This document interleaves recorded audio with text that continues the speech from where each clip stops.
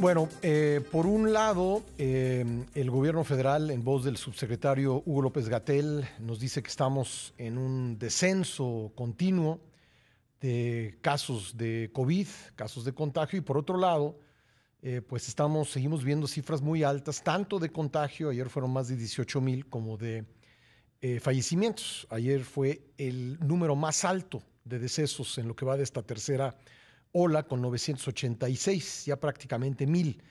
¿Cómo entender esta discrepancia? ¿La hay o no la hay? Lo vamos a platicar con el experto, con el doctor Andrew Comas, miembro del Consorcio Mexicano de Vigilancia Genómica, profesor e investigador de la Universidad Autónoma de San Luis Potosí. ¿Qué tal, doctor? Bienvenido nuevamente al programa. Hola Pascal, muchas gracias por la invitación. ¿Debemos ver alguna discrepancia o realmente cada una es una forma distinta de ver los datos? Bueno, de hecho lo que pasa es que gracias a la vacunación, ahorita ya tenemos un desfase entre, digamos, la curva de casos con la curva de defunciones. Uh-huh. Ya a nivel nacional, la curva de casos empieza a disminuir, pero tampoco va a ser una disminución rápida. Digamos, en el mejor de los casos, si todo sale bien, bueno, pues la subida nos tomará, la bajada nos tomará unas 6 a 8 semanas, ¿no? Claro, hay estados que ya van en franca bajada, hay estados que todavía siguen de subida o están en el pico, y hay estados como Yucatán que están teniendo un segundo pico de esta tercera ola. Uh-huh. Y en el caso muy particular de las defunciones, ya van atrasadas como 21 o 22 días la curva de defunciones con la de casos, eso es debido al efecto de vacunación, pero sí hay una clara tendencia al incremento en las defunciones, así como ha habido una clara tendencia al incremento de las hospitalizaciones. Es decir, estamos viendo un descenso de casos, pero un incremento de defunciones y hospitalizaciones, doctor. Así es. Antes, en las primeras olas, digamos que ocurría las tres cosas al mismo tiempo, y era Uh-huh. porque no tenemos vacunación y por el volumen de infección. Por ejemplo, hemos llegado a tener hasta 4 veces más casos para un día que el año pasado, pero con la misma mortalidad. Sí. Digo, siguen siendo demasiados muertos, pero gracias a la vacunación, al mismo momento ya no ha habido un incremento tan abrupto de la mortalidad, pero sí vamos a ir viendo en los próximos días y semanas que la curva de mortalidad, se va a ir elevando. La pregunta es, ¿qué tanto se va a ir elevando? Y algo muy importante, ¿cuáles son los grupos de edad que están causando la mayor mortalidad? Eso es muy importante determinar. ¿Y cuáles son, de acuerdo con los datos disponibles? Bueno, ahorita con los datos disponibles ha disminuido la mortalidad de los mayores de 60 años. Uh-huh.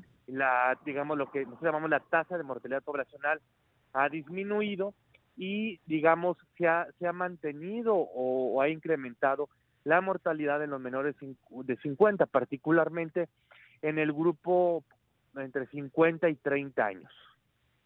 ¿Qué está pasando en el grupo de menores de edad, doctor? Porque ahí ha sido muy enfático López-Gatell en decir en el contexto del regreso a clases, que pues no hay mucho que temer. Bueno, lo que pasa es que aquí uno es el ruido que nos mete Estados Unidos. El país que actualmente tiene el mayor problema de casos en niños es Estados Unidos. Uh-huh. ¿Y esto por qué se ha dado? Porque allá han dejado de utilizar cubrebocas. De hecho, hoy en Texas también la vacunación va a dejar de ser obligatoria. Para que un niño llegue al hospital, aproximadamente que se infectaron una comunidad 10,000 niños. Entonces hay que poner en contexto el brote de Estados Unidos. Sí. Todo el año, desde el principio se han infectado niños, nada más que no desarrollaban enfermedad. Y ahora sí, con la variante Delta, sí desarrollan enfermedad. Claro, la tasa de incidencia, es decir, el número de casos por cada 100,000 habitantes, sí se ha aumentado, pero no ha mostrado un incremento Uh-huh. abrupto. Pero más importante, ese incremento abrupto, y afortunadamente todavía no refleja un cambio en la mortalidad. Pero hay otra cosa que nos tiene que quedar claro, que hoy por hoy la principal fuente de contagio de los niños pues no son las escuelas y los kinders que no están abiertos. Hoy sabemos que la principal fuente de contagio son las reuniones, eventos masivos, Uh-huh. vacaciones y estar en lugares encerrados. Uh-huh. Entonces, la experiencia internacional nos dice que la escuela se vuelve el sitio más seguro para la comunidad estudiantil y de maestros. ¿Cuál es el riesgo que hay? El riesgo realmente que hay es que al abrir las clases incrementamos movilidad. Uh-huh. Y al incrementar movilidad puede haber un rebrote, porque es verdad que tenemos gran parte de la población que al regresar a clases vuelven a hacer su vida diaria como si no existiera el El coronavirus. transporte público, en fin, muchas Así es. actividades así. Sí. El transporte público, por ejemplo, si vas a viajar en transporte público, son unas medidas muy diferentes. Así, de hecho, necesitas más protección para estar en el transporte público que para estar dentro de la escuela, ¿no? Ahora con la línea 12 del metro, su parte sin funcionar, son el tipo de cosas que van complicando. La movilidad es algo muy serio que hay que tomar en cuenta. Y sobre todo la responsabilidad de los papás, que ya van a entrar niños a clases, que quiera que los lleve a una escuela con protocolos, pero tienen que entender que el niño va de la casa a la escuela, de la escuela a la casa. Si ahora con las clases empiezan a hacer reuniones, fiestas, eventos, por supuesto que se va a disparar los casos. Ya, en cuanto a la seguridad en el salón, por ejemplo, aquí en la Ciudad de México han dicho que no será escalonado, que digamos habrá una presencia total de los niños en cada salón como corresponde. Esto podría ser, digamos, en función de que no haya una buena ventilación en los salones, un problema, doctor. Sí, eso es un error. El regreso debe ser escalonado por varios motivos. El primero, para que no tengamos un incremento de movilidad de golpe. Sí. Segundo, para que alumnos, maestros y papás se acostumbren a las nuevas reglas, al protocolo, y que la escuela vaya monitorizando cómo va el funcionamiento y el apego al protocolo. Tercero, para disminuir el estrés generado por el regreso a clases después de año y medio afuera. Y no es lo mismo regresar a clases a niña preescolar, que es muy sencilla, la operación es muy segura, que la hemos tenido prácticamente durante un año, a que regresen los chavos de preparatoria o de universidad que tienen movilidad independiente. Sí. Y lo otro es que ahorita, sí, el aforo debe de depender del contexto epidemiológico. Ahorita uno no puede trabajar con aforos del 100%, y de hecho hay que cambiar la manera de ver el aforo. O sea, antes pues te entraban los niños con que pasar una persona entre un mesabanco ya era suficiente.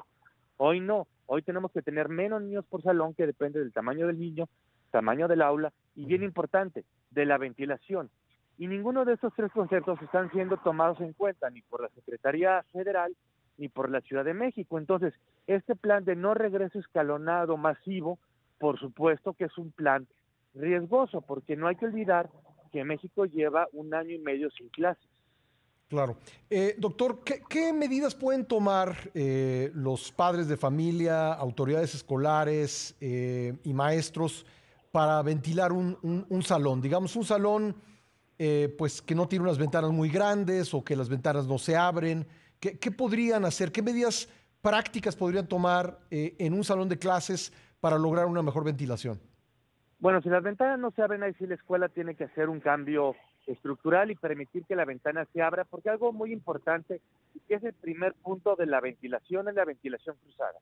Yo debo de tener ventilación cruzada.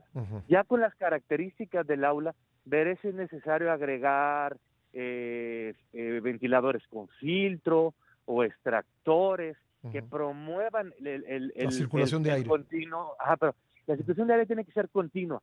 Eso es importante. Sí. Y de hecho, cuando uno abre la escuela, en la experiencia que tenemos, la parte más tardada es ir revisando aula por aula, a ver en qué momento se satura, qué tan rápido baja la saturación, cómo lograr el flujo. Eso es lo más tardado, y es algo que no se ha hecho énfasis y que hay que hacerlo. Digo, hay escuelas que tienen el poder de comprar un medidor de CO2 por cada salón, que lo único que nos dice un medidor de CO2 es si está estancándose el aire o no. Pero, por ejemplo, en las escuelas que nada más tenemos un medidor de CO2, literal, estamos yendo salón por salón y jugando con las condiciones de personas y jugando con las condiciones de abrir puertas, abrir ventanas, ventilador, un extractor, Sí. Para poder lograr una buena ventilación. Me queda un minutito, pero por ejemplo, una medida como comprar ventiladores de pie y apuntarlos hacia la puerta o hacia las ventanas, ¿es algo que contribuye a la circulación del aire? Así es. Aquí lo importante es que tengamos algo, cualquier aparato, que nos ayude a que haya una circulación cruzada que vaya de un lado del aula a otro lado del aula y que saque el aire del aula. Eso nos funciona mucho. Sí han salido estudios que si aparte a eso le agrego un filtro EPA, bueno, es mucho mejor, nada más que hay que considerar algo.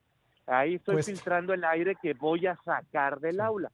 Claro, si lo va a sacar a un lugar abierto, pues tampoco tiene tanto sentido gastarlo. Digo, ahí sí la ventilación es la parte que sí requiere estar revisando salón por salón, pero sí, jugar, por ejemplo, con ventiladores, puertas y ventanas, es algo que, por ejemplo, los preescolares que tenemos un año y casi un año y medio, tenemos 15 meses trabajando con ellos, nos ha funcionado muy bien. Pues le agradezco mucho estos minutos, doctor. No, a ti, Pascal, muchas gracias. Gracias, el doctor Andrew Comas, miembro del Consorcio Mexicano de Vigilancia Genómica, profesor e investigador de la Facultad de Medicina y del Centro de Investigación en Ciencias de la Salud y Biomedicina de la Universidad Autónoma de San Luis Potosí.